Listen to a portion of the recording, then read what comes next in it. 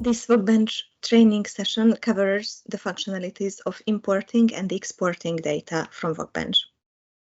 Access VocBench, select the project from the top left from the list of projects that you are assigned to.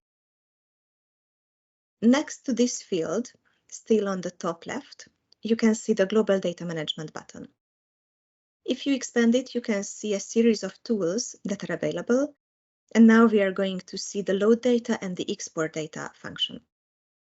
If you click on load data, you can upload a file to the existing project. So either you load from file or from Trippers or from custom sources. You can browse your computer and select the file. It's going to detect the format automatically.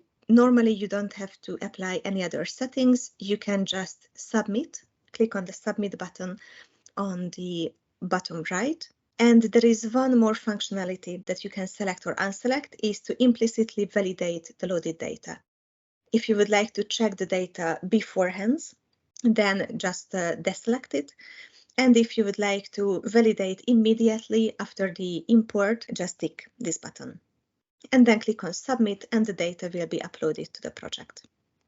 If you would like to export the data from the project, click on export data. And by default, the system is going to select the graph to export. There are a lot of transformations that you can apply, but normally you just have to select the format from the bottom right, which are all RDF serializations. So RDF XML, Turtle, JSON, N-triples, and so on. You can select the format, click on submit, and then you can download the file with the download button.